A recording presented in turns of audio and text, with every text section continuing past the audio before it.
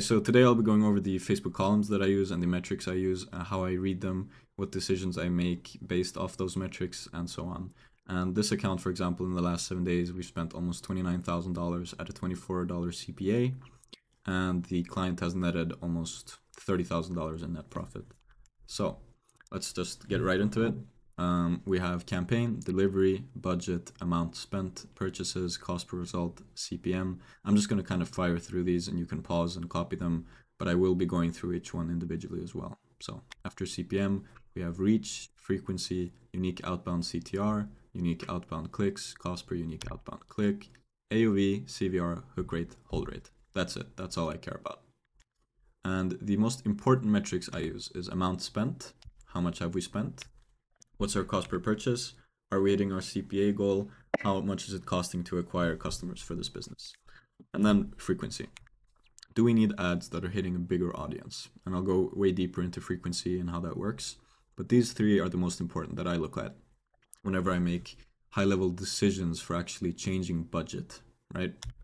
So cost per purchase. This is the most important metric I look at. This is what's going to tell you how much are you spending on average to get in customers into the business, right? I'll check the last 7 days at a campaign level. Are we hitting our CPA goal? Yeah, cool. I'll go up in budget. No. Okay, maybe I'll wait a few days before going down. I will cover scaling SOPs that I use in another video.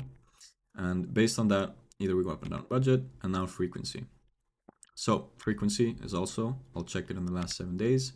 And I want to be as close to as 1.0 as possible, because what frequency means is essentially how many people or how many times your ad has been seen on average of the people reached in your ad. So if your ad has reached 100,000 people and your frequency is 5, then all those 100,000 people have seen your ad on average 5 times. So that's where you're going to creative fatigue. It just all kind of depends. And whenever it goes above a 1.5, I see it becoming harder to scale. This does not mean that your ad is bad if it's above a 1.5, because at the end of the day, it depends on what the ad type is, what market awareness level you're targeting, your desire, your funnel, the stage of the funnel that you're hitting. So, for example, if we have a 2.0 at a campaign level, that means on average, everyone in the campaign that has been reached has seen the ad 2 times. So what does that tell us? That tells us that we need to introduce more top of funnel ads into the account, more top of market awareness ads like unaware market, problem aware, solution aware. That's going to allow us to reach more people, because lower funnel ads are designed, or by default will reach less amount of people, because if you watched my other videos, you'll know, or my other video, depends on how I post this, but we do broad targeting, which means we let Facebook allocate budget and reach people. So your creative will direct how many people it reaches. So if you do a lower funnel ad, like a 20% off sale, that's going to resonate with people that are already familiar with your business, and maybe they're just waiting for the right price. So the frequency on that one will jump through the roof. Maybe you'll have spent $1,000 on it after 7 days, and your frequency is 4. But if you're still hitting your CPA, then that's fine, because you have other ads in your ecosystem that are more top of funnel, that are bringing more people into the funnel that could be converting at that other ad, if that makes sense. So it's not creative fatigue, it's creative limitation. If you have high frequency on campaign level, introduce more ads into the account that reach more people and bring more people into your funnel. Resonate with more people. So here's a good example of this.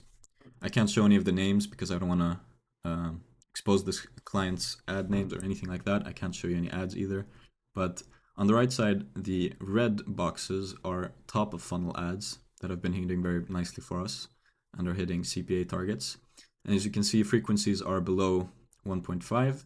They're reaching a shit ton of people, 400,000, 31,000, 340,000. And the purple, those are more bottom funnel ads. So what does that mean?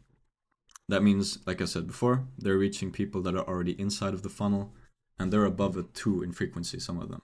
But I don't turn them off because they're getting amazing CPAs for me. 13, 11, 21, 17, 21, right? That's way below what we are targeting. So we're getting an amazing return on ad spend here.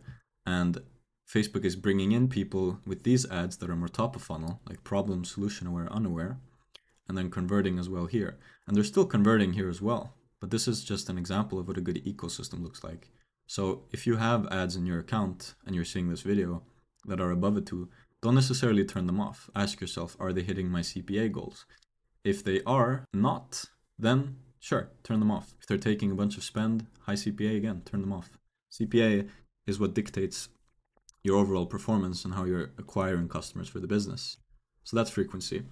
And now we'll go into more of the other kind of less important metrics but I'll still explain what they mean. And they don't, when I say less important, I mean they don't provide any actionable insight for me when I make any changes into the account. So CPM is cost per 1,000 impressions, and it basically just tells you how much competition there is right now.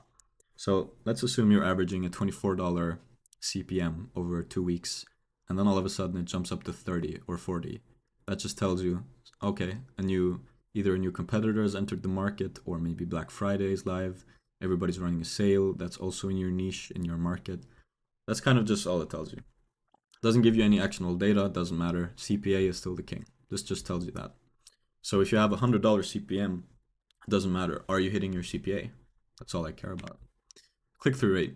A healthy average is about 1%, and all this tells you is how many people are clicking through. Again, no actionable insights. For example, if you have an ad, or if your target audience is women, and you have an ad with a man that's showing off his six-pack, you're going to have a way higher CTR, but you're not going to get conversions, right? Because you're attracting the wrong audience. So again, this doesn't really matter because a 0.5% click-through rate could still destroy an ad with like a 10% CTR. It all just depends on the CPA. Again, CPA is what matters. Cost per unique outbound click. How much are you paying per click? Just depends on the quality of traffic. If you're going to target India, you'll obviously have a lower cost per click than the USA. Doesn't matter. CPA is still king. Here are some custom metrics that I have in the account. AOV and conversion rate. And this just tells me, what is the average order value for that ad? What is the conversion rate? It's nice to have. Not necessarily give me any actionable insights here either, but yeah. Hook rate and hold rate.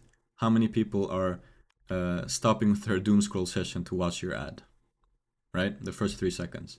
And hold rate, how many are staying and actually watching?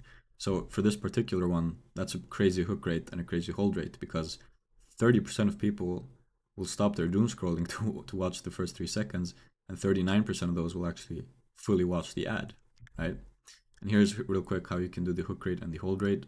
On the left side, you have the hook rate. You'll do 3-second video plays divided by impressions, call it hook rate, and then have the format as a percentage. And on the right side, you have the hold rate, through plays divided by 3-second video plays, hold rate, and formatted as a percentage as well. Just to kind of conclude all of this, I'll just go through with how I can think of things.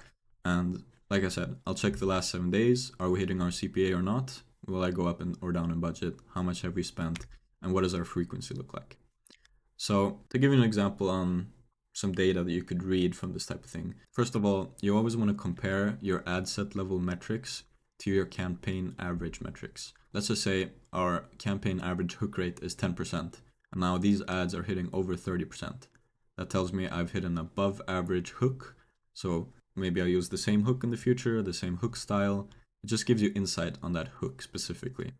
Same with hold rate. If the average account hold rate is like 20%, 10%, this one's hitting 50%. Holy shit, you've struck something, right?